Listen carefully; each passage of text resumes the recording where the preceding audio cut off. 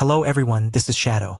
Due to copyright restrictions on YouTube, I can't publish many of the audiobooks you love. That's why I've created a special paid service where you can enjoy over 300 high-quality audiobooks from platforms like Webnovel, Pocket FM, Audible, Wuxia, and more. Each novel comes as a one-time purchase, no subscriptions, no hidden fees. After payment, you'll receive full access via Telegram, along with all future updates for that novel. You'll find a wide selection of your favorite genres and titles, always in premium audio quality. Check the full list of available novels in the description. DM me now to get your favorite stories in audiobook form and start listening today.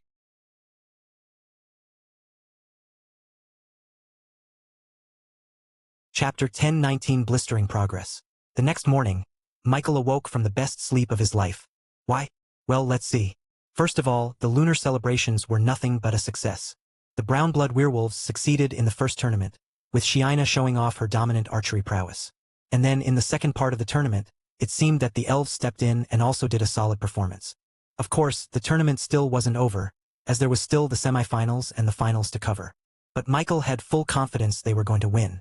They hadn't even used their compound bows. Second of all, they were able to successfully conquer an ersatz stronghold. Not just one, but two in a matter of a single day. It seemed that yesterday, the two chieftain orcs purportedly came to report to him about their success. He said purportedly because he doesn't remember any of that. Third of all, the nation of Reborn was just in a general upward trend. Sales were good, their expansion was going great. And what happened more? Oh, and that's right, he got a kiss on the cheek from Yuna. Not a big deal. Yep. Michael certainly wasn't still thinking about it so much that he almost couldn't sleep last night. Knock, knock. Lord Michael, can we come in? The door opened, and two of his most trusted allies came inside. It was Shiina and Castell, here to give him the general rundown for the Reborn company. Castell first bowed at him as she entered the room, before looking up to greet him. Young master, good morning. Did something happen to you, young master? She immediately noticed the happy-go-lucky look on his face as if he was some kind of drunk. Oh, haha. It's nothing, he said, waving off her concern. However, the fact that he was chuckling by himself like a madman didn't ease the Reborn CEO of her worries. Castell looked at Shiina, who leaned in and whispered, "It seems that flowers are blooming in the lands of Lord Michael and Miss Yuna." What? How did you find out? Shiina proudly lifted up her chin. I simply just asked Miss Yuna what happened. And besides, Lord Michael, anyone would see that lovesick look on your face from a mile away. As expected of the sharp Rebornian secretary, nothing would go past her sharp eyes. Oh, you asked her. What did she say? Shiina smiled. She said that she... Michael stood in attention, waiting for Shiina to say more. She said that you should get up off your bed and go do something productive. Michael fell face first into the floor. Are you kidding me? The white-scaled dragonborn shook her head. Nope. Miss Shiina said that she's already waiting for you back at the Colosseum. The lunar celebrations have already started and you are nowhere to be seen. How could I sleep early after that? All right, I'll go. He said that lethargically. But in truth, he was quite excited to meet with Yuna again. The world seemed brighter than it was before. But wait, young master. We must have some discussions about the Reborn company, said Castell. She presented him with a lot of paperwork. He took one glance at them and nodded. Looks like the expansions of the highway roads and the trailway system has reached Metropolis. Good job. Finally, the Metropolis expansion project had come to a close. With that territory now connected to the multiple forking road systems of Reborn that connected to every territory in the Lower Queens and the entirety of the King's region, they would quickly catch up to the Rebornian quality of life. Does this mean we're ready to expand elsewhere? He asked excitedly. Castell bowed. Yes, young master. We are ready to expand to New Sparta. We are building a road there as we speak. This was very exciting news. Once New Sparta connected to the Rebornian road system, all kinds of possibilities would be unlocked. Most of all, the automobiles would finally be able to show their worth. The Metropolitans sure were. With the roads now fully flattened and expanded, the nation of Reborn had now finally allowed automobiles to be purchased by the public. We have 100,000 orders as of today, Castell said, showing him a graph that depicted their automobile orders spiking up to the top during the first day. In truth, we had to limit the amount of sales, Lord Michael. There were some companies who wanted to order 100 automobiles for themselves, but we limited them to only half of that. Michael nodded at Castell's decision. After all, money was not their goal for making the automobiles public. It was the ubiquity of automobiles. He wanted to see cars speeding down the roads like it was from his previous life. He wanted even normal citizens to purchase their own vehicles with just a few years of hard work. And besides, gold coins were largely of low use to him now. Sand dollars were a lot more useful. This is really great work, Castell. I'm really lucky that I have you as my CEO. Castell blushed, before bowing almost 90 degrees to Michael. No, it's all thanks to you, young master. Then Michael turned to Shiina. And how about our orcs? What happened? Yesterday he left the shadow orcs, the dragonborns, and Fudge to deal with the stronghold in New Sparta. It was spectacular, Lord Michael. We had fun. Michael's jaws opened. You had fun. If Katerina heard that, she'd have a stroke. Shiina then gave him the rundown. Basically, their operation went the same as it was the first time. The shadow orcs infiltrated the stronghold by inhabiting a single unsuspecting guard, becoming their Trojan horse. Then once inside, they began secretly dismantling their defense and alarm systems, crippling them before they even knew they were getting invaded. And with most of them now becoming magnetics, this was a lot easier than it was before. Then they were let loose. And by they, he meant the troublemakers. Fudge and Zion quickly caught their own group of soldiers and began destroying them from the inside. They converted some of them, and made them fight against each other like they were in some psychopathic game. Michael was glad he wasn't there to see it. Then the shadow orcs. He thought they'd be quite behaved, given how well they did the first time. But no, they too did as they pleased. With their ersatz platinum leader gone, the stronghold was basically a headless chicken. And the shadow orcs used them as a ball to play with. According to the reports here in Michael's hands, it seemed that the orcs made their non-awakened brethren to fight against the ersatz soldiers to get them to finally manifest their diva. It became like a true coliseum, with the orcs cheering on as their fighters fought against the ersatz soldiers who were promised they'd keep their lives if they won. And not one of them did. Somehow this worked. All 1,200 newly ascended orcs awakened their divas. Just like that. It worked too well even. As it wasn't just the newly turned magnetics who were given a chance. Even the mortal shadow orcs as well. Another 1,000 shadow orcs were ready to become magnetics. They figured this out when they presented them with a Godforge piece. If they hadn't restrained it, it would have entered into their chest. Not only that, Lord Michael. Every single one of the orcs have found themselves craving for more Godforge pieces as well. The chieftains, the elite, and high penumbras all reported needing Godforge for an advancement. Michael knew that he should be very happy with this blistering progress, but it was only making his head ache. Even when he thought he was already quite rich with the sand dollars he was earning, something would always come to make him realize it wasn't enough. First, it was the Emporium. Now it was the shadow orcs.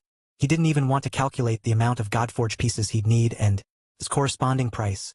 How was he going to get that much money? Should I start selling automobiles for sand dollars? He quickly shook his head. That was just being greedy. He needed automobiles. To be commonplace, not something that only a select few could purchase. Wait, but what about sports cars? Even in his previous life there were different tiers of cars, some cheap enough to be for the general public, while some were made to be purchased only by the ultra-elite. I'll have to think of a new version of the automobile. Something made especially for magnetics. But that was a thought for another time. He looked down at his shadow inventory. He used to have 1,000 kilos. Now, Godforge pieces. 49 kilos. Sighing, he bent down and picked up the remaining pieces he had. Here, Shiina. You better take this for now. A single flaming drop of Godforge shot out of his shadow inventory on the ground, heading straight to Castell's heart. Chapter 1020 Magnetic CEO. Castell staggered back as the Godforge piece struck her chest, embedding itself onto her heart. This shocked everyone in the room. Everything happened so fast that Michael and Shiina weren't even able to react before it happened. The Godforge almost teleported itself to Castell. What just happened? Castell asked, holding her chest in worry. Michael looked at her in wonder and awe. You absorbed a Godforge. Castell immediately bowed in repentance. I'm sorry, young master. I didn't intend to steal your Godforge pieces. She knew just how important those were to Michael. He was just complaining a few seconds ago about how he didn't have enough of them to accommodate the rest of the shadow orcs. Mortified, Castell could only bow her head in shame. A Godforge piece that could have gone to a shadow orc was instead wasted on her. But Michael didn't seem to think so. No.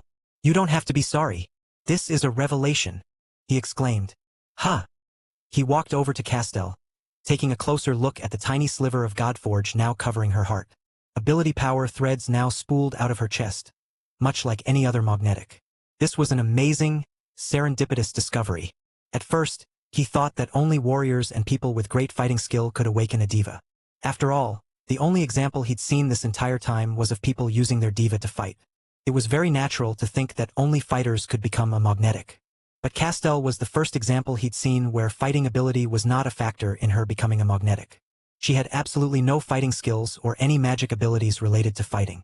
Yet, the Godforge piece still deemed her worthy enough of zooming into her heart. Even among the Shadow Orcs, there were still some of them who could not attract a Godforge piece despite having a better-than-average fighting skill. So, Michael could only conclude that physical skill was not the only factor that Godforge pieces considered when choosing someone. "Miss Castell, do you feel any different?" Shiina asked. Castell looked at herself, before holding her heart with one hand. "I don't feel that much different, but I do feel something warm in my chest. And my mind seems clearer than before." Then she turned to Michael. "Young master, will I be all right?" "All right? You're going to be amazing. I can't wait to see what kind of ability power you're going to awaken." Michael could only guess that her ability power would somehow be related to her talent and skills. Talent? SS-class business mogul. How would a business mogul work as a diva? Michael had no idea. But he was excited for it. "Is this really something good?" Castell asked Michael. "Of course. You're going to be Magnetic CEO. You'll be able to handle the Reborn company a lot better than before. Once you awaken your diva, our business won't lag behind in the realm of magnetics." Castell took Michael's words to heart. And after thinking about it for a few seconds, an expectant and excited smile formed on her face. She would do anything to progress the Reborn company. And if it meant that she had to be a magnetic to do it, then she would gladly handle that responsibility. And most of all, this was a gift from the young master himself. What kind of maid would she be if she simply disregarded his goodwill? Just then, Michael and Shiina felt a subtle shockwave emanate inside the room. A tangible gust of wind bursted out of Castell, making Michael and Shiina step back for a bit. Their eyes widened with shock. Ability power threads were weaving itself out of her heart and into her neck like vines. The threads continued to go up to her neck, to her jaw, and finally to her eyes and brain. Finally, golden lights began to swirl atop her head, slowly forming the vague image of a womanly goddess. She wore a typical business suit, one that emanated power and authority. Yet, there was a delicate, beautiful, and ethereal side to her that made her look approachable and unapproachable at the same time. Castell finally opened her eyes. Her irises glowed golden, much like the womanly diva above her. Then, as if it had done its job, the womanly diva disappeared. Castell's eyes slowly returned to its normal state, an auburn brown before. She shook her head and took a deep breath. "I see it now," she muttered to herself. "Castell, young master, it has now only been pointed to me how blind I was before. But, now, I see it." "See what?" Castell turned to Michael and bowed. "See how the Reborn company can ascend to the top." Michael didn't know what happened to Castell during her diva awakening, but it must have been something life-changing. After that awakening, Castell immediately went to work. She excused herself out of the room and began to work on her plan, which wasn't quite clear to anyone besides herself. He wanted to talk to her and find out what she was going to do. But he stopped. Himself. That look on her face was pure focus and dedication. He had a feeling that if he stopped her now, he would only be doing something detrimental to her own progress. Of course, he was still very much worried about Castell. This was the first time a non-fighter became a magnetic, at least for Reborn, so he didn't know if there was something different with her cultivation than the others. So he shadowed behind her, just seeing what she would do. And for her first line of business, she unexpectedly went towards the Shadow Orcs, requesting a meeting with Narito and Sasuke. This surprised Michael, as he thought she'd be preparing the business side of Reborn, not the underbelly. "Sir Narito, Sir Sasuke, the Reborn company needs your help." The two Orc chieftains looked at her and nodded. "Do you have a need for espionage? For an assassination, perhaps?" Castell shook her head. "No. I want you to do construction work." Chapter 1021 Castell v Shadow Orcs. "Bu-tu-tu. You want us to do what now?" Narito's outburst was mirrored by every single shadow or in the room. The shadows seethed. The talents and time of these orcs were better served than to do some construction work. "You heard what I said," Castell repeated, seemingly ignoring the growing shadows behind her back. "I need you to pick up the construction of the Reborn road system as soon as possible. Your powers of stealth and assassination are not needed in this current stage of our progress." With his muscles building, Narito couldn't help but laugh. "Haha, Miss Castell. You don't see me going over to your office and tell you how to do your job. We cannot spare any more men for your frivolous endeavors. Let construction workers do their work, and let us do ours." Not only did the Shadow Orcs think it was beneath them to do such a thing, but it was also the complete antithesis of their organization itself. Construction work meant that they'd have to work all day under the heat of the sun, in complete and plain view of any merchant or traveler passing through the area. How could they become an unseen force in the shadows if they were in plain view? And in this regard, Michael could see their point. But he wasn't going to interfere. Castell and the two orc chieftains were at a standoff, neither wanting to admit defeat. That was until Narito finally budged. But, since you are a Rebornian, as we are as well, we are willing to let our Orcish pride aside and help our neighboring department. Isn't that right, guys? His words sent a lot of grunts and groans from the sea of orc shadows in the area. Narito waved his hand. Please, Miss Castell, pick your orcs. Perhaps a little time in the sun will allow them to finally be chosen by the flaming drops. Castell turned around, finally seeing the sea of shadows behind her. They averted their gaze, not wanting to be picked. But a few seconds later, Castell turned forward and looked beyond the two orc chieftains, towards the group of orcs silently practicing their knife skills. I want them, she said. A cold air swept around the room. Silence permeated everything. Those orcs were part of the high penumbras, every single one of which were either a magnetic, or someone just a wisp away from awakening their divas. Castell wanted the cream of the crop. Sasuke hunched his back, the quills on his skin glistening in the darkness of the room. The tips of these incredibly sharp and barbed spines were ever so slightly pointed towards Castell, as if they were just one wrong word away from being launched. You are overstepping, Miss Castell. Ratata. Those are our finest warriors. They cannot waste their time on this. And they won't follow my words even if I told them to do so. After their triumphant win toppling two ersatz strongholds, the shadow orcs were hungry to hunt for more. Right now, they were scouring the entirety of New Sparta if they could see any glimpses of cracks on the walls that would lead them to another stronghold. They had yet to find one, but even now they were using every single bit of their time to get stronger, knowing that their enemy would also be stronger the next time. So, the prospect of wasting their time constructing some road was definitely repugnant to these orcs. It served no purpose in their mission against the ersatz. You will do it, Castell said authoritatively, if you want to earn your Godforge pieces. At the mention of that word, she got the attention of all shadow orcs. They wanted more Godforge pieces. Most of them wanted one for the first time, while some wanted more in order to finally advance to the next stage. After their second invasion, many of them found that their hearts were beating with yearning for more Godforge to saturate their hunger. But with how expensive they were, they knew that they couldn't simply get one because they so desired it. The Reborn road system is crucial in progressing the Reborn company. This progress means more income, and with more income means more Godforge pieces.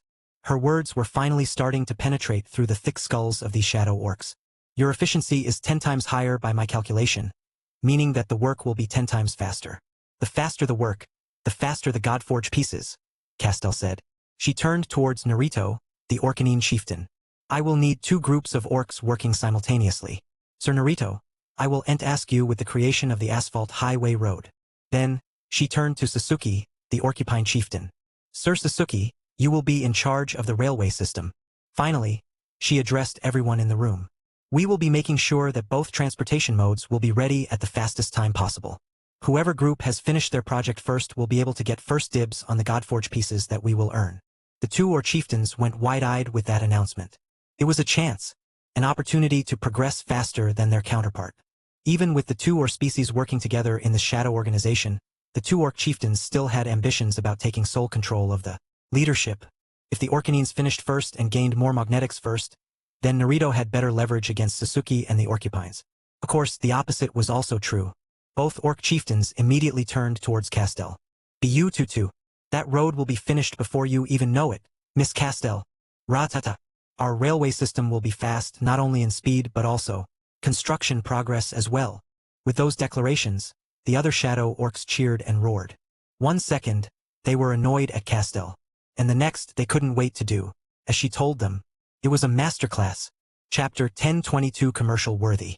Chapter 1022 Commercial Worthy. After that wonderful display of control over the shadow orcs, Michael went over and talked to Castell. And when he asked her about her newfound magnetic power, this was what she had to say. I don't know, young master. Ever since I've gotten that strange metal into my heart, I felt an entirely new sensation enter into my senses. It's like I'm feeling the heartbeat of the Reborn company, its thoughts, and its movements like it was my own. It has become a living organism in my mind, something that needs sustenance in order to grow and survive. This also means that I can feel when something is lacking or hurting, and I instinctually know what it needs. Just like I know that using the shadow orcs will help us satiate our need for more Godforge pieces. Castell's description of her newfound ability power was fascinating, to say the least. It seemed as though her power isn't exactly an active skill, like most magnetics. The power she obtained was more of a passive skill, something that gave her a boost in her mental acuity, especially with regards to the Reborn Company. Right now, in her mind, the Reborn Company was a full body. Even though she wasn't exactly seeing it in front of her eyes, she could still feel everything happening in the company.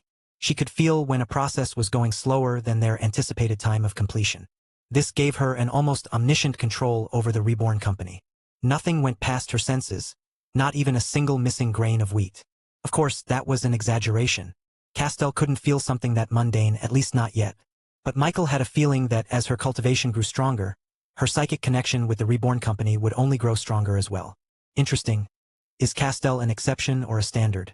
With this precedent set, the possibility for more non-fighting Rebornian becoming magnetics was put into the table. Would they also have a passive ability like Castell's? That question wouldn't be answered unless he actually had more Godforge pieces. Young master, have you created ice cream for Miss Yuna? Michael's eyebrows raised. Yes, how did you know? I saw another pathway for the Reborn Company to take. And it's the ice cream.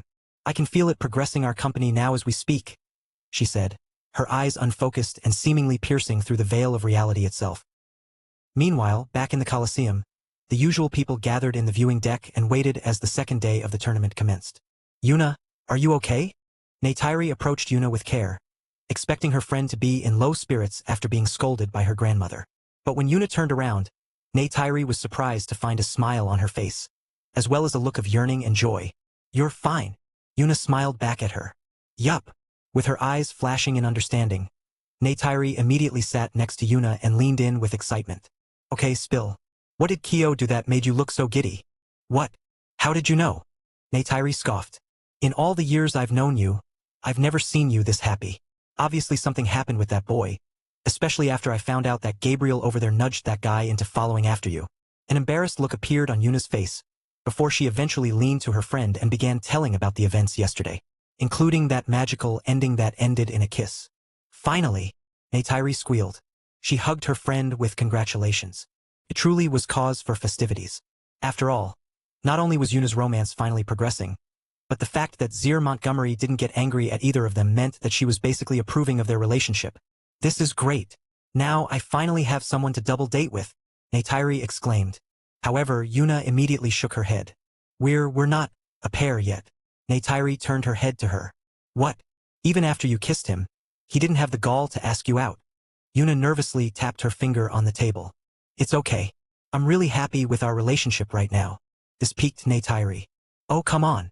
With someone of your caliber, you should definitely ask for something more. Something more concrete. But no matter how she tried to persuade Yuna shook her head. She really did seem fine with the way her relationship with Michael was going now. Oh, and this is a gift from Kyo, Yuna said, taking out a cold metal box from her magic ring inventory. Neytiri crossed her arms, indignant for Yuna. No amount of bribe will make up for this. I finally thought I'd have someone to double date with. Yuna shrugged. Okay, it's your loss. Then, Yuna opened the box, revealing different compartments filled with varying flavors of ice cream. With a wooden spoon, she began to snack on them with a delectable expression on her face. What's that? It seemed that Yuna's experience as a global superstar transferred over even here in this world. After all, everyone inside the viewing deck couldn't help but let their attention wander from the arena over towards Yuna. She looked like a picturesque commercial idol from a TV show. Everyone was immediately influenced by her. After finding out that the Reborn Company was more than fine in the hands of the newly awakened Castell, Michael finally made his way back to the Colosseum. Before he left though, Castell told him that she would start working on a local factory for ice cream production, which he wasn't entirely sold on just yet. The ice cream was just a little hobby he made specifically for Yuna. He didn't have any plans of selling them to the general public, especially since there were better ways to secure sand dollars. He teleported into the Colosseum and immediately headed to the viewing deck. And before he could even open the door, he already heard some excited muttering from inside. This is so refreshing. It's perfect for the summer season. I really like this chocolate flavor. What is it made out of? I want to buy more. Chapter 1023 Show Off. Chapter 1023 Show Off. Michael opened the door only to see a bunch of people snacking on ice cream. This was definitely not what he was expecting to see so early in the morning. Kyo, Neytiri shouted from the back of the room. You made this. This is awesome. Right on. This is the best dessert I've ever eaten in my life, Gabriel exclaimed. This was a big deal for most people since they knew that he was a Vanderbilt, a family with the means to buy the most expensive and elite desserts in the world. If he said that this was the best thing he'd ever eaten, then it was at least something worth trying. Because of that, many other people asked for a simple sample, which Una very graciously gave them. I hope you don't mind that I gave them some, Una said, as she ate vanilla ice cream. No, it's fine. In fact, this was a very good development with regards to the Reborn company. And somehow, Castell was able to foresee this from the very start. That was incredible and mystifying at the same time. He thought he already knew a lot about magnetics and ability power, but as it turned out, it was just the tip of the iceberg. He had no idea how Castell's powers worked. For normal magnetics, their powers worked through the Godforge pieces inside their hearts. It unspooled threads of ability power out of their body and into their surroundings, allowing them to rewrite reality into whatever they so desired. But for Castell, her power involved the entirety of the Reborn company. How did her reality-altering powers work? Did her ability power threads spontaneously appear wherever the nation of Reborn was involved?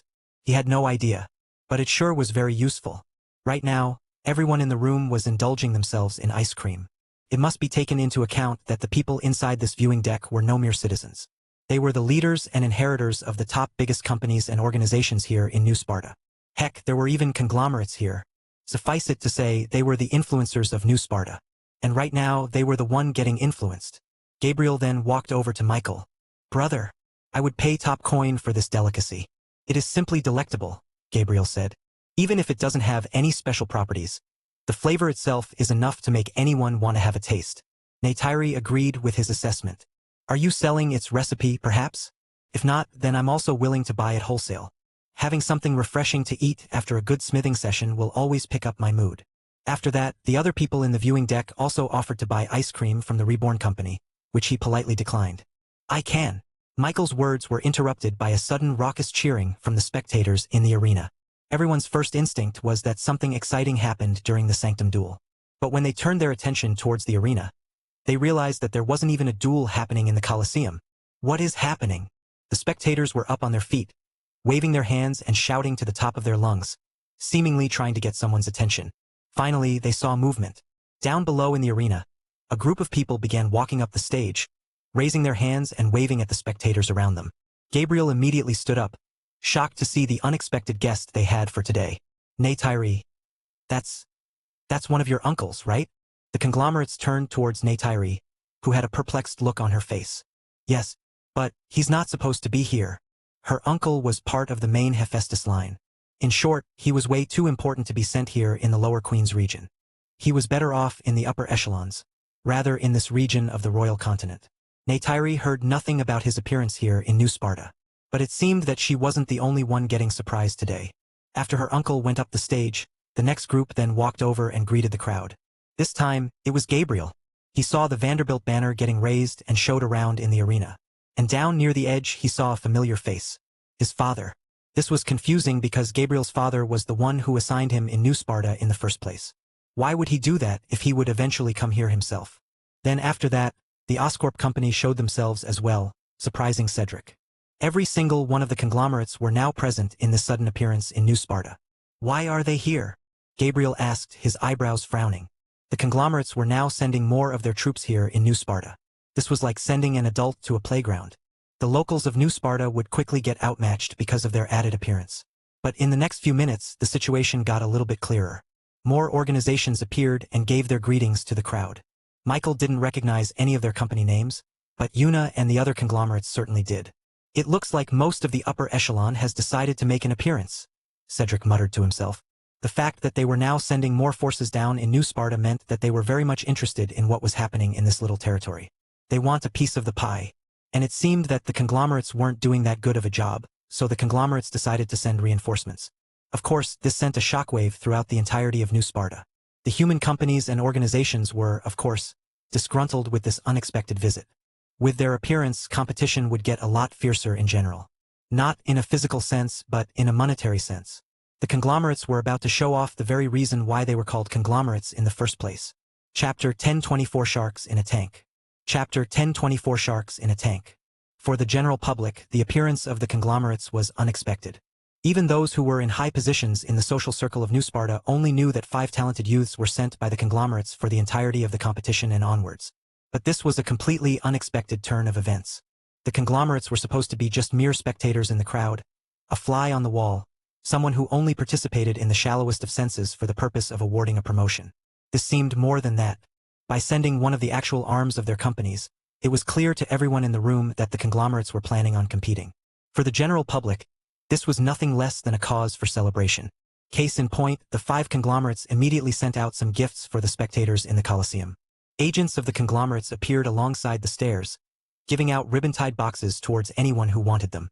And when they opened them up, their eyes were blinded with the gift. What? They're giving an entire block of gold. Look here. I was given an entire set of Damascus steel knife sets. And I got a healing pill. This could fully regenerate an arm from a stump. Of course, these were all stamped with the symbols and emblems of the conglomerates, reminding them of the entity that so generously gave them a gift worthy for the heavens. In this one short move, the conglomerates were able to capture the hearts of the public. The other companies from New Sparta could only groan in disgruntlement as they saw this unfold. They would have done that as well, if they had an obscene amount of resources like the conglomerates. It was truly unfair. The rich only got richer. Many wanted to complain to the Montgomerys. There was a reason why conglomerates only operated in the upper side of the Queen's region.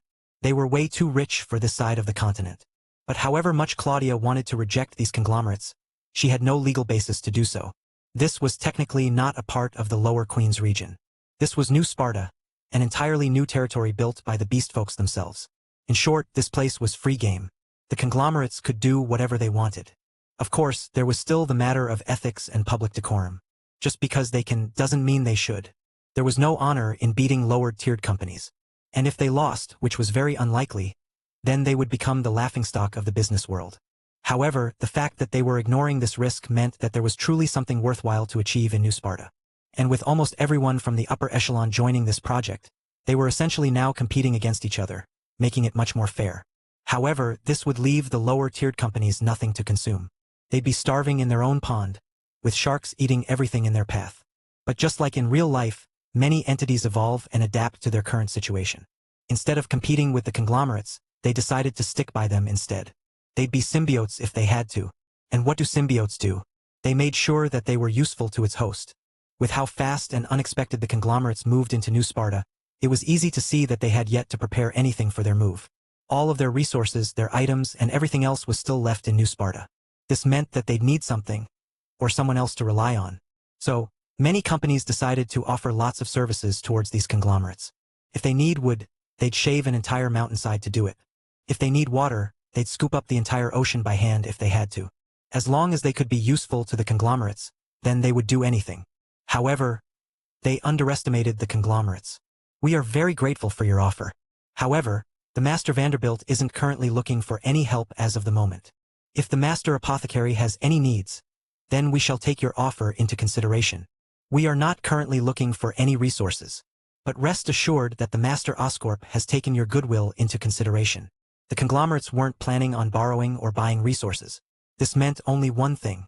They'd be bringing their own. And only some sharp-eyed individuals were able to see that. Oh, you're offering your fastest horses? The Master Vanderbilt may be interested in that. Would you like to visit him personally? If you are willing to put up 10 transportation magnetics and 100 transportation magicians for your gift, then the Master Oscorp will be more than happy to discuss cooperation with you. The Master Hephaestus will be greatly appreciative of your ability to protect and guide our caravan during our stay. Meanwhile, back in the viewing deck, almost everybody in the room disappeared to deal with their own problems. Neytiri, Gabriel, Cedric, and the 2 other conglomerates immediately left to talk with their superior relatives, asking them about the sudden change in plans. This left Michael and Una alone, who decided that they were also going to return to the nation of Reborn to convene with Castell. Once they were inside her office, Castell immediately bowed. Behind her were papers and graphs already stuck to the wall, with some kind of yarn connecting them. She was very busy before they got there. "Young master, Miss Una," she greeted. "Looks like you already know what happened," he remarked. Castell closed her eyes. I could feel a sense of turmoil in New Sparta. This surprised him. They didn't have a lot of Rebornians in that place yet. "How? Some of our customers from Metropolis are feeling uneasy, young master. And from them I could feel that there was a great shift in the market. That's how I knew something was happening. As it turned out, Castell's near-omniscient control of the Reborn company also extended to their customers. She could feel when someone was feeling less connected to the Reborn company. That is very useful, he thought. As it turned out, he explained to her about the situation, with Yuna adding on some of her knowledge about being part of the upper echelon. Is this going to affect our plans? Shiina asked. As Michael's secretary, she was privy to this meeting from the beginning. No, Castell decisively answered. Our plans are not going to change. In fact, this turn of events is going to be in our favor. Really? Shiina asked with doubt. Yes, Castell said again with confidence. I can feel one of our seeds starting to bear fruit. This will undoubtedly affect even the conglomerates, whether they like it or not. Meanwhile, back in Metropolis, a few months after that decisive auction, everything had changed. The roads, which were filled with nothing but horse droppings, mud, and other such disgusting and unsanitary things were long gone. Instead, now the whole of Metropolis had concrete roads and was the cleanest it had ever been. And with the newest sewage system, any water or dirt that was supposed to have littered the streets were now being drained into a system underground, filtered and recycled back into the river. Not only that, but the water system was now being popularized and disseminated throughout the citizens. Now they could indulge themselves in a clean, bubbly bath of water every day if they wished to. This increased happiness, wealth, and health for everybody. But perhaps the most substantial change in Metropolis was none other than the cars and automobiles now running through the roads. With a better transportation system, the efficiency of every single thing in Metropolis was up to 5 times its normal value. Now that Metropolis was connected to the wider Reborn road system, they could easily travel from Metropolis all the way to the King's region in less than 3 days. That was a life changer.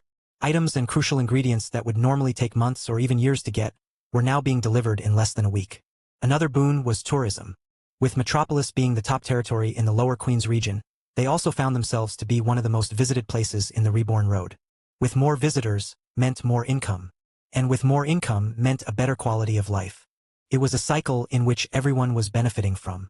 This was all thanks to the concrete road system, as well as the automobiles that were used to traverse it. And speaking of which, some metropolitans, who had just purchased their vehicles, immediately wanted to test and brag about it to their friends and opponents. And where better to show it off than in New Sparta? The Reborn road to New Sparta hasn't yet been finished, but some people were already riding there with their automobiles, no matter how bumpy the journey was. And as it turned out, this caused an even greater event than the arrival of the conglomerates. Chapter 1025 Conglomerate Difference. Chapter 1025 Conglomerate Difference. Meanwhile, down at the arena, the new conglomerate visitors were given their own private VIP area to see the Sanctum duels in full view. Gabriel Vanderbilt charged through the Vanderbilt guards, jostling past their shoulders roughly, before he finally arrived at his father's private space. As expected of conglomerates, this VIP area they had wasn't actually in the Colosseum. It was a pocket dimension, one that could be picked up and plopped into another space easily, much like a mobile home. The pocket dimension itself was as big as a mansion, with all the luxuries and amenities one would expect that a royal or a king would have. Except it was all for a Vanderbilt. And not just any Vanderbilt, it was actually for one of the main sons of I's Vanderbilt. Gabriel's father was high up on the ranking to actually still be in the running for inheriting the entirety of the Vanderbilt company. Father, Gabriel angrily harumphed. Why are you here? A man with a full black beard sat in his office throne, looking over some paperwork with his secretary and butler behind him. Can't I visit my son? Gabriel crossed his arms. Stop it. I know something is happening. Otherwise, I wouldn't see the entirety of the upper echelons interfering in the business of the lower echelons. Gabriel's father sighed and stood up, his secretary coming over to his seat and continuing his work. Listen, Gabriel. Things are happening in the background of New Sparta. Things that are so important that it could decide whether we live in chaos or live in prosperity for the entirety of our lifetimes. Gabriel frowned. Then tell me, you always say you're fighting evil. You're fighting for the preservation of the ancient era and magnetics themselves. But you never include me in them. His father shook his head. You are not ready. I thought if you did a great job here in New Sparta, you would be ready to tackle this great responsibility. But it is unfortunate.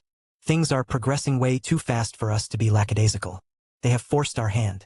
We need to act now or else they'll have conquered the entirety of New Sparta before we even know it. Thankfully, it seemed that someone was able to blow a huge hole in their plans, giving us plenty of time to set up here in New Sparta. So do yourself a favor and go and do whatever it is you want. I will deal with the problems here in New Sparta. Go be with your friends. Your girlfriend. Our alliance with the Hephaestus line thanks to Neytiri will be crucial to our plans. Gabriel balled his fist. She's not just a way for you to advance your ambitions. His father shook his head. That's your immaturity speaking. Once you know the gravity of the situation we are dealing with, then you'll know that we can't afford to be emotional.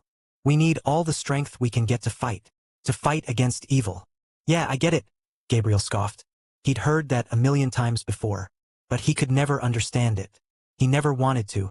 Speaking of which, I've heard a very interesting story. A demi-human magnetic. His father walked up to him, putting his hand on his shoulder. A demi-human magnetic is the trump card we've been waiting for all this time. They could turn the tides against those rats. And from what I've heard from your guards, it seems that you became close friends with a member of that Reborn company, right? Hio, was it? I want you to arrange a meeting with us. Tell him I want to meet their leader. Gabriel immediately shook himself off from his father's grasp. You cannot do that. You can't buy my friend's company. His father walked forward. Tell him that we are willing to pay the price no matter what. $1 million sand dollars, 10 million. It doesn't matter. Gabriel was disgusted with his father's ways. This wasn't the first time he swallowed a company he desired. But that was just how conglomerates worked. They were sharks. No, Gabriel decisively answered. Come on, son. This is for the best. They will get enough money to change their whole lives, living almost like the upper echelon. Not only that, but they will also be part of the Vanderbilt conglomerate. Money, power, and fame. They could achieve all of that. In exchange for what? His father shrugged. In exchange for their demi-human magnetic. We will be borrowing their talent, making them stronger so that they can help us defeat the rats. They will be our student, studying our way of life, and becoming our knight. Gabriel turned around, no longer wanting to hear any of his father's excuses. But his father took his wrist and stopped him in place. This is more important than pride, Gabriel. The demi-human has already painted a target on her back. Just like how we know she'll be our greatest strength. The enemy knows that she'll be their greatest weakness. They will kill her. Only I can prevent that. We are dealing with powers greater than you can think of. A measly lower echelon company can't protect an asset as important as her. They need the power of a conglomerate. They need us. Despite his father's impassioned plea, Gabriel disagreed. You should already know this, Gabriel. The upper echelon and the lower echelon are a mountain range apart in abilities. And the upper echelons and the conglomerates are a heaven and earth in difference. Case in point. His father pointed towards the large glass wall on the other side of the room. This was their viewing deck with a straight view towards the sanctum duel. And right now, the ones fighting were the Purveyor tribe and one of the conglomerate representatives.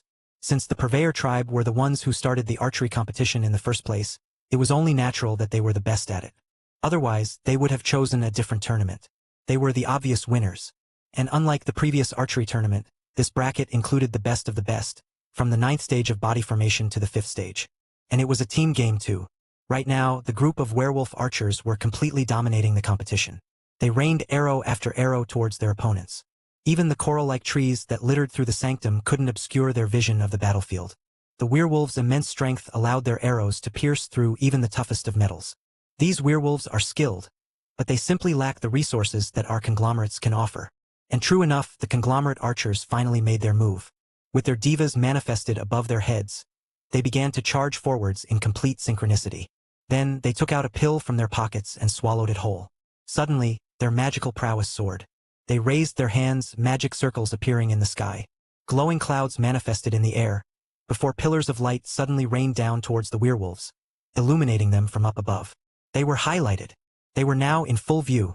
And after that, what happened was a complete and utter dismantling of the werewolves.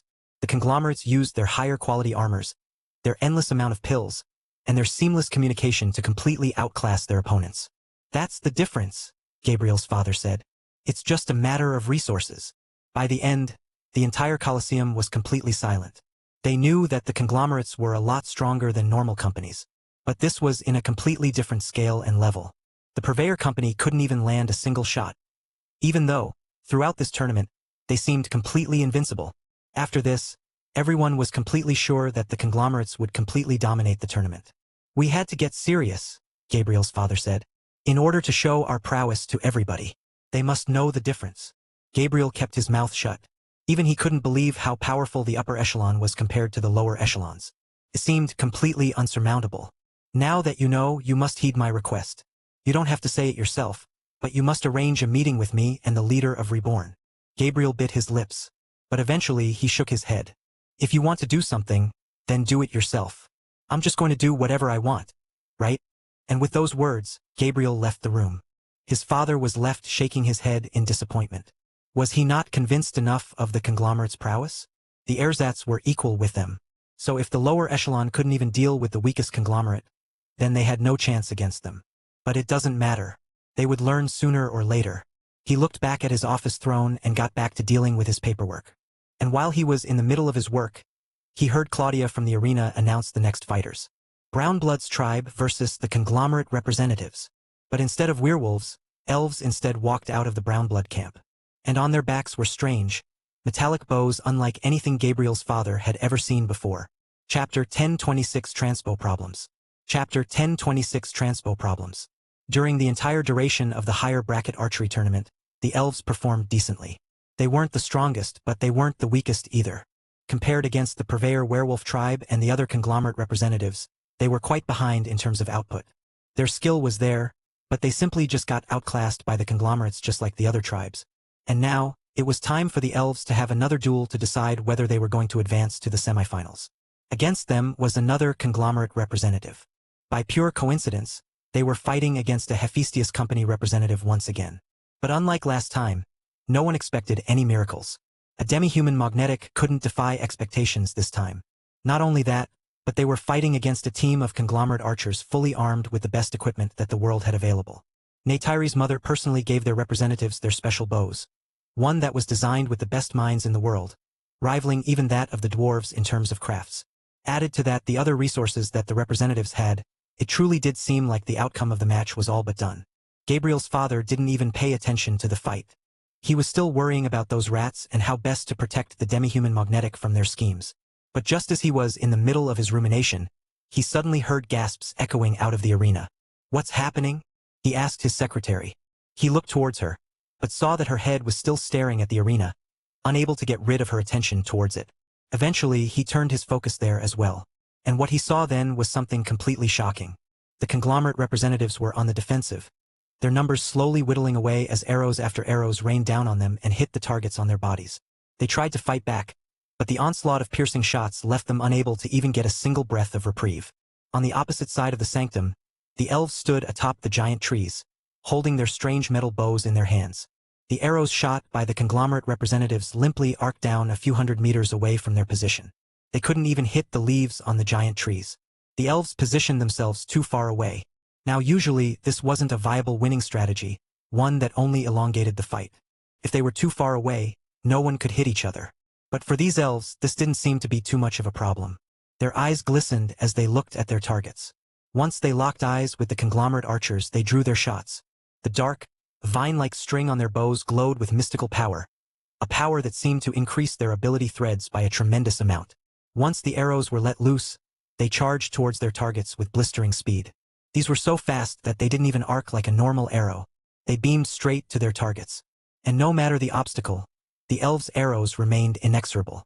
They pierced through thick tree barks, shattered boulders, and cleaved the earth before they finally reached the conglomerate archers, hitting them in their targets.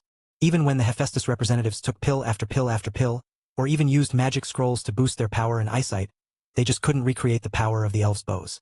And not even 5 minutes after the start of the Sanctum duel, the elves finished off their opponents. 10-0. No elf returned to the Colosseum with an arrow in their body. What?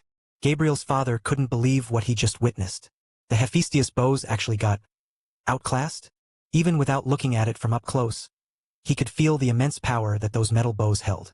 Physically, he wasn't even taking into account the ability power hidden on those vine-like strings. The elves actually have such mithril artifacts under their belt? This had terrifying implications. The only reason why the elves weren't considered one of the strongest species in the world was because of their lack of resources. Their mithril artifacts were low, compared to other companies or beast folks. But if they had more of those metal bows on hand, then they were a force to be reckoned with. Even the Draconians would have to be careful when dealing with them. Just then, a figure flashed right beside Gabriel's father. It was one of his guards. "Master Vanderbilt, I have news." His guard leaned in and whispered in his ears. His eyes widened. "Those elves are allied with the Reborn company?" Gabriel's father sunk back into his throne as he tried to process this information. If this was true, then he may have underestimated the leader of the Reborn company. The fact that he was able to ally himself with the elves, who had such powerful weapons hidden in their sleeves, before anyone else was indicative of a very good business acumen and intuition. Of course, it didn't even occur to him that it was actually the Reborn company who supplied those bows. Why would he? In his perspective, mithril artifacts couldn't be reproduced. This only solidified his goal of protecting the Reborn company. And to do so, they must be under the shade of the great Vanderbilt name. With that in mind, he put his focus back on the arena. And from here, he could see the Hephaestus company in complete shambles. Their eyes were glowing with awe and excitement as they peered at the elves' bows. He could already tell that they had plans of talking with the elves in the hopes of becoming allies. Should we also send someone to talk with the elves? His secretary asked. But he declined. Talking will get us nowhere. We need solid leverage. In short, they couldn't really promise anything to the elves unless they had their resources in hand, which they currently didn't have. It was still on the way from the Upper Queens region. Master Vanderbilt, I have just received word about our items. Chapter 1027 End of Tournament. Chapter 1027 End of Tournament. For the past few days, Gabriel's father heard the same thing. The convoy has been interrupted. There seemed to be a roadblock. The delivery of their resources will have to be delayed until further notice. They attacked us again? The Vanderbilt guard nodded. This was the problem all of the conglomerates faced as they entered New Sparta. They were being attacked by agents, spies, and assassins from the ersatz organization. Those rats were doing everything they could to delay the conglomerates from establishing their business in New Sparta. Now usually, the ersatz wouldn't be this bold in their attacks. They were more of the attack from the shadows type of organization. But recently they were even attacking in broad daylight. The reason was quite interesting. It has been rumored that 2 of the ersatz stronghold had been sieged and invaded by the consortium organization. This was quite a pleasant surprise for Gabriel's father. He hated those rats. But as much as this had been a massive blow for the ersatz, it had also galvanized them to become more bold. They attacked the conglomerates, throwing as many bodies as they could down their way. Of course, against the conglomerates, the outcome was easily decided. Those rats stood no chance. However, the danger with the ersatz came from their uncanny ability to multiply their forces to no end. First to third stage were literally cannon fodder for them, so they didn't care if they died trying to delay the conglomerate's transport even for less than half a day. What's the progress? We only have about 13% of our resources here at our disposal. The next 10% will be delivered tomorrow. And the next 12% will hopefully be delivered 2 days after that. They had to stagger their transport of resources. Putting all of their eggs into one basket would only attract trouble. And golden eggs would make even the biggest of rats hungry. Although this worked in somewhat covering their tracks from the ersatz, it meant that it would take a lot of time before they could completely establish their business here in New Sparta. This was what the other conglomerates were doing too. But of course, this was still a competitive space. Although each of the conglomerates were wary of the ersatz, they were still trying to get ahead of the others. If they transported all of their business here in New Sparta first, they'd be able to swallow a bigger chunk of the market before the other conglomerates could even set up their own. So now, the battle would be decided through speed of transport. That was why even conglomerates like them were entertaining the business of the companies here in New Sparta. They'll need all the help they could get. It will be interesting to see what happens in our meeting later. With the conglomerate archers out of the competition, the elves found themselves to the semifinals, and then to the finals with ease.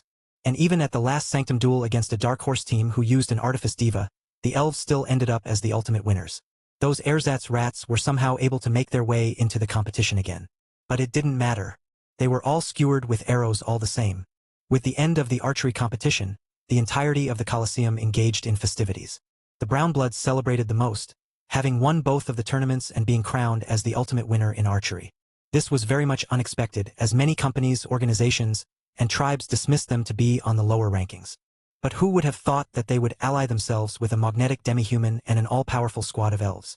And although Chief Lupin wanted to drink to his heart's content with the rest of the tribe and the Reborn company, he was called by the other tribe leaders for a meeting.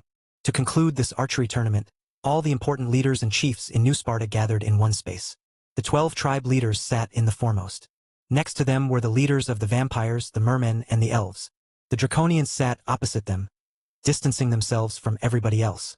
Then, on the other side of the rooms were the human leaders. Knights from the Order, magicians from the Guild of Arcana sat away from each other. The 3 monarchs from the 3 important human territories sat in between them, namely, Metropolis, Zenthanvan City, and Bonacore Town. Then, last but not least, the conglomerates sat on an elevated platform on the other side of the 3 factions. Every single important leader was present, except for one. The Metropolis monarch was noticeably missing. Many would have waited for her appearance, but it had been rumored for a while now that the Duchess Regina had been retired quite recently, so they didn't wait for her to start their discussions. First of all, Let us congratulate the Brownblood tribe. They have shown great strength in front of the moon god. Most of everyone in the room applauded, making Chief Lupin well up with pride. He was even more jubilated when he saw even the conglomerates giving him praise. Gabriel's father then stood up and addressed Chief Lupin directly. Chief Lupin, you truly have a good future ahead of you. Your allies are quite interesting as well. His words made the other conglomerates stare at him sharply. They didn't want him to get ahead of himself. The Vanderbilt family is willing to ally with the Brownblood tribe, he declared, is what I would like to say, but I do not like my words to be empty. So, I will wait until I am able to give sufficient reason for you to ally with the Vanderbilts. Then, he looked towards the human factions. We are currently in need of good transporters. We prefer a convoy that is fast and quick on their feet. Would anyone be able to provide that? The Zenthaven and Bonacore town representatives immediately raised their hands. This was not protocol.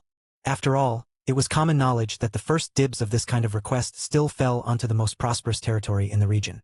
Metropolis. Chapter 1028 Declining Territory. Chapter 1028 Declining Territory. In terms of ranking, the Metropolis faction should have first priority for this kind of request. For example, the legacies should have the right of first refusal, meaning they got to choose first if they wanted to do this or not. Unfortunately, they had no one to fight for them in this meeting. The Duchess was nowhere to be seen. And now, Zenthaven City and Bonacore Town were taking this chance to further their respective factions. The Aubert Company is willing to provide any conglomerate of our top-of-the-line delivery service, said a monarch from Zenthaven City.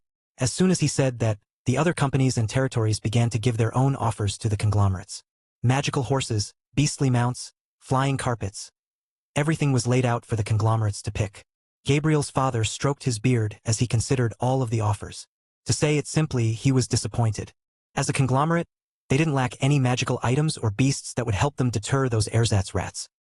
He looked at his fellow conglomerate masters, and they too weren't satisfied with what was being offered. However, beggars couldn't be choosers. The main arm of their conglomerate companies couldn't invest too much resources in New Sparta. So like it or not, they would have to make use of the lower quality porters here. Zenthaven City Monarch, please tell the Aubert. But just as he was about to say those words, the door to their underground meeting suddenly bursted wide open. Then, a stately woman walked forward, her heels clacking on the cold hardwood floor. Everyone's eyes widened. Surely you all aren't having fun without me, right? Duchess Regina strided into her designated spot with grace and class, attracting everyone's attention towards her. She exuded a kind of confidence and aura that impressed even the conglomerates. They'd heard about the infamous Metropolis monarch even in the upper echelons, but this was the first time they'd see her up close and personal. What did I miss?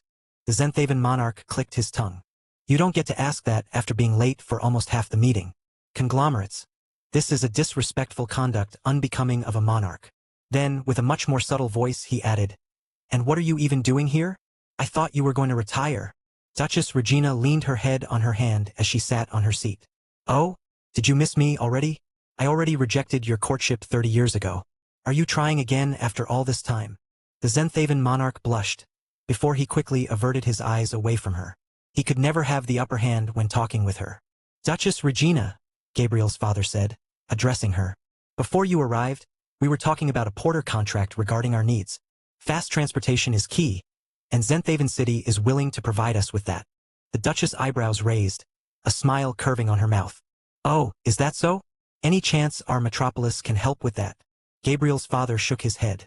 "It is unfortunate, but like the Zenthaven monarch stated, you are already too late.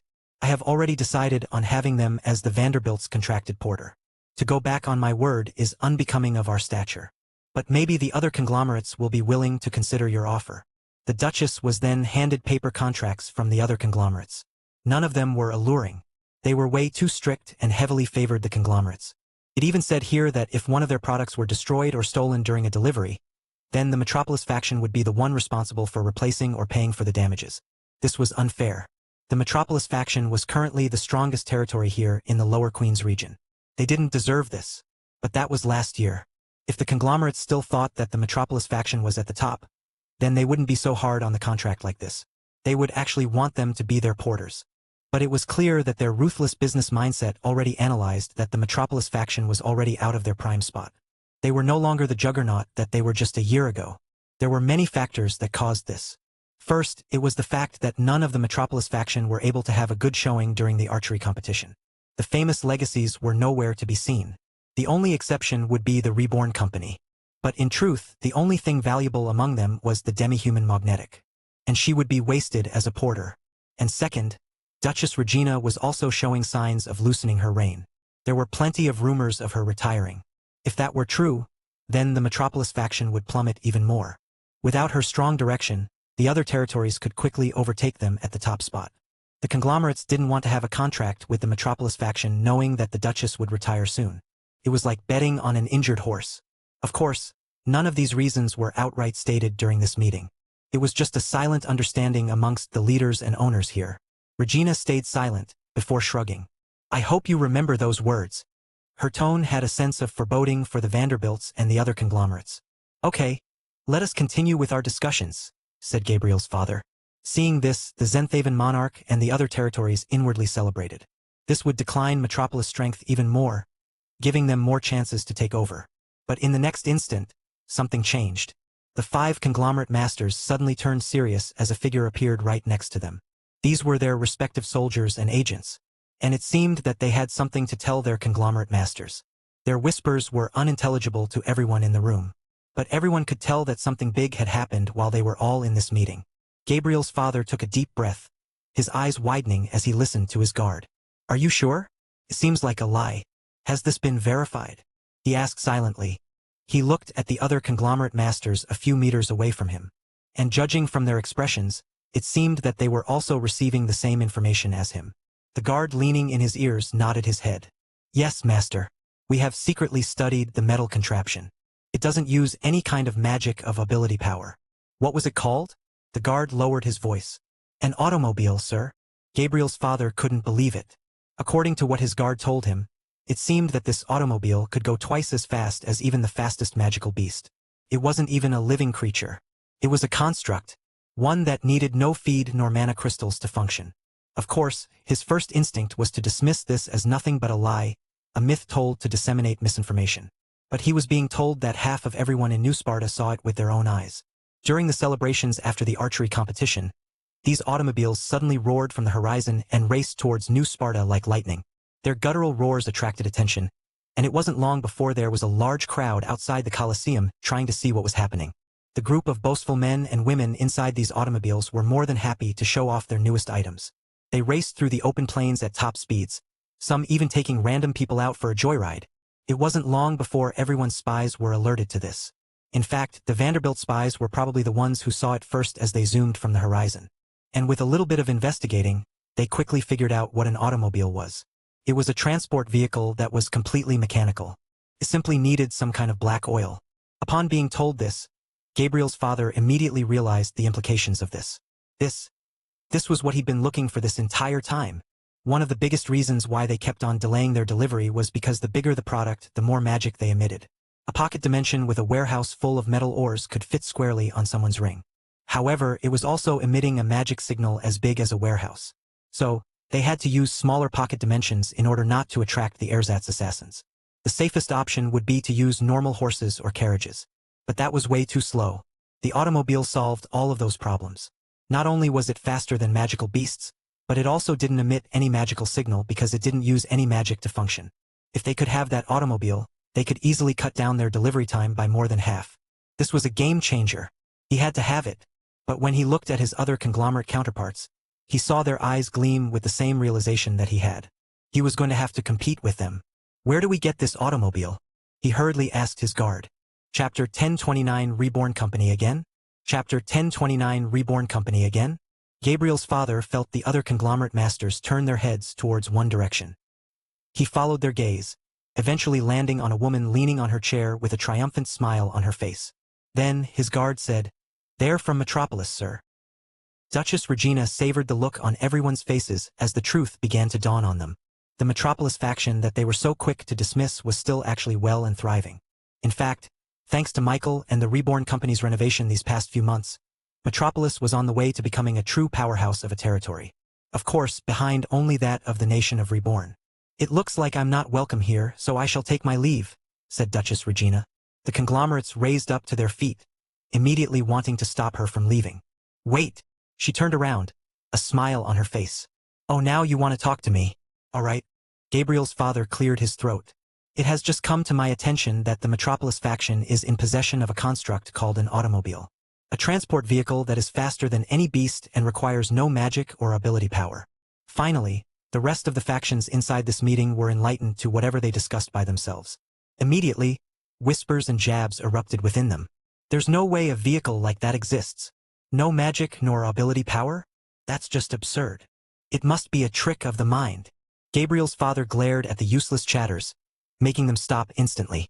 Are you saying that I cannot discern the truth for myself? You think that lowly of the conglomerates? The Zenthaven monarch raised his hand slightly. It's not that, Master Vanderbilt. It's just that we have not heard about this automobile since you told us.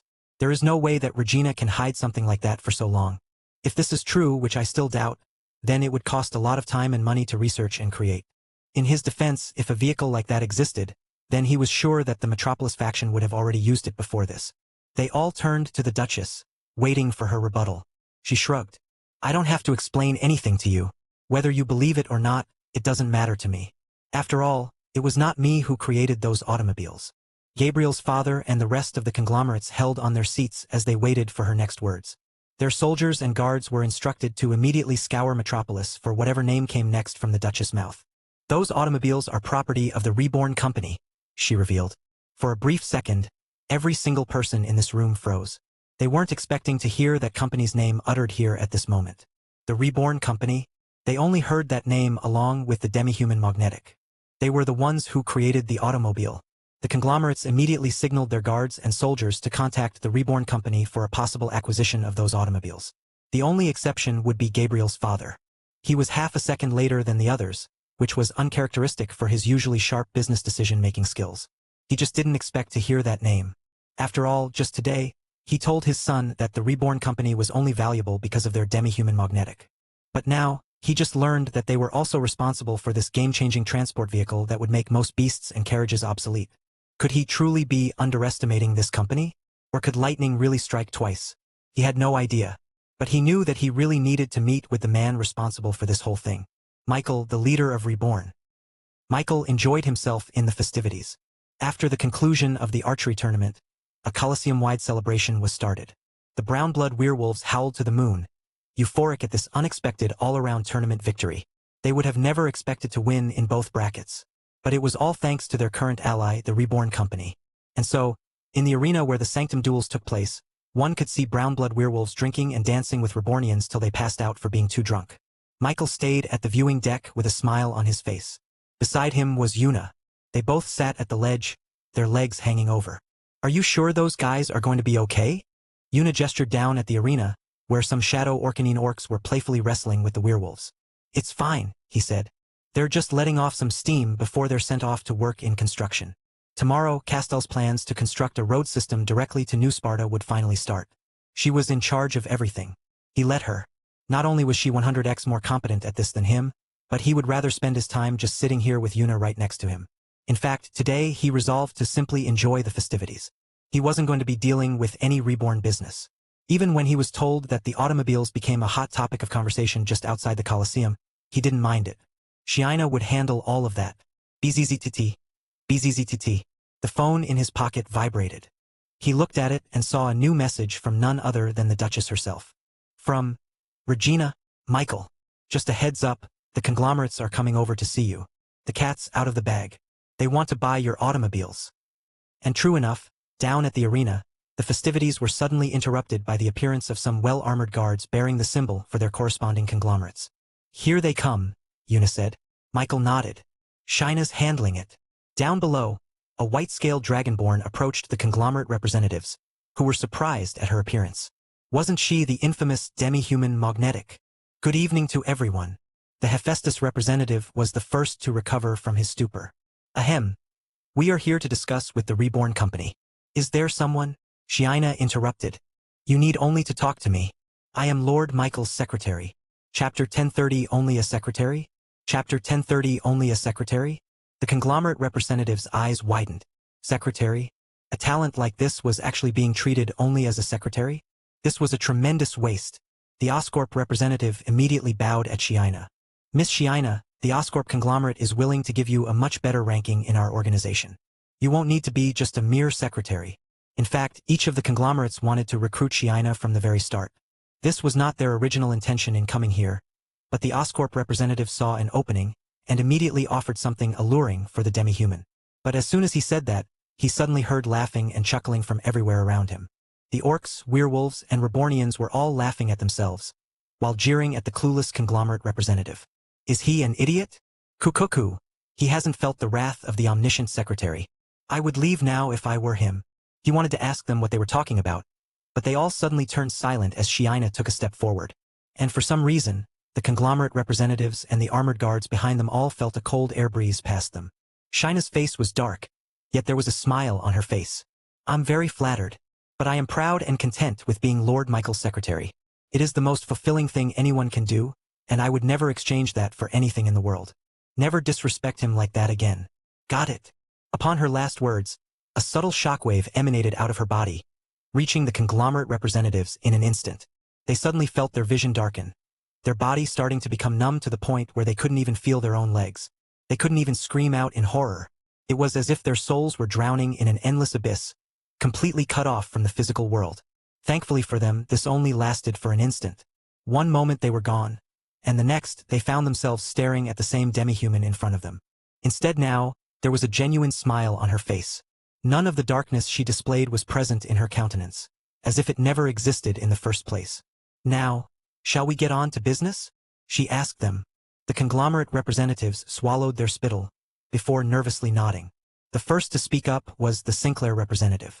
Miss Shiina, we apologize for the disrespect earlier. However, can we speak to your leader, Lord Michael? She shook her head. Lord Michael is currently busy.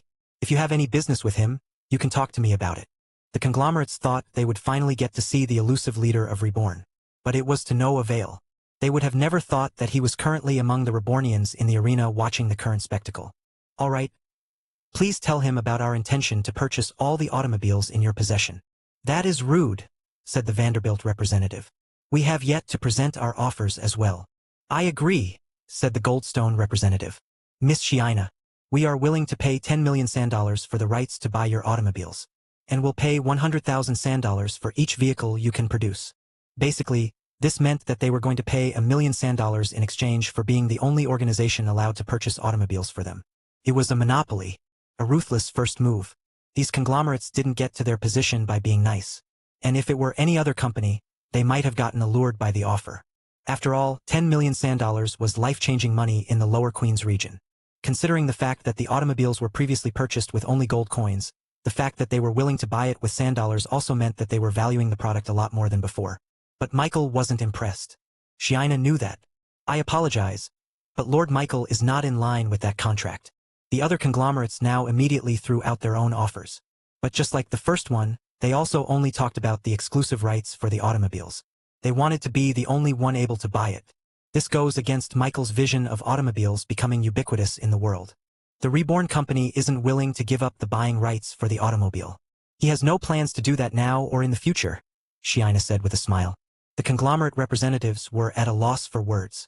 Even their very generous offers were rejected. Did the Reborn company not want any money? However, if you want to purchase automobiles, then we are willing to help accommodate you. The Vanderbilt representatives raised his hand. We would like to purchase 100,000 automobiles at 100,000 sand each. Now this was alluring. Michael wanted to accept that immediately, but unfortunately, they didn't have enough units available for that. Especially considering that the other conglomerates would surely order the same amount. And if he only fulfilled the orders for one conglomerate, then that would leave a sour taste on the others. Shiina pursed her lips. Unfortunately, we have a purchase limit at this moment. How many? 100, she replied. Deal, said the Vanderbilt representative. After this, the other conglomerates also raised their hand and put in their orders. We will also order 100 units, they all collectively shouted. Shiina smiled at them. How would you like to pay? While Shiina collected the money from the conglomerates, Michael thought about the future. With only 100 automobiles, he'll gain so much more sand than he'd ever held before. Actually, if he were to use the stock they had in Metropolis, he could have sold more to the conglomerates. However, those were already reserved for the Metropolitans who pre-ordered it before this. He didn't want to cheat them. So, if he wanted to build more cars, he'd need a new factory. One closer to New Sparta. Chapter 1031 Plans for Factory. Chapter 1031 Plans for Factory. Michael stared at the pile of sand dollars in front of him. It was a literal mound, similar to that of a draconian treasure. He could even swim around it if he wanted to. 50 million sand dollars. This was the most amount of money he'd ever received.